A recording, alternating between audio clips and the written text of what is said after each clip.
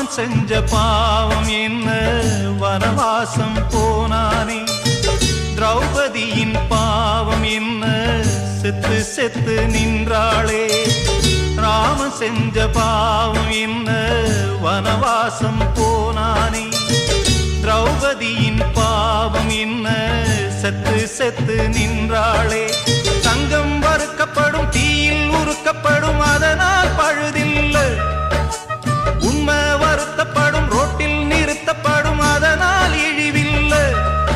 அவமானம் கூட ஞானமாகும் பிழையில்லை வலைக்கு தப்பிய மீனு மாமு ஓலைக்கு வந்தது பாரு வலைக்கு தப்பிய மீனு மாமு ஓலைக்கு வந்தது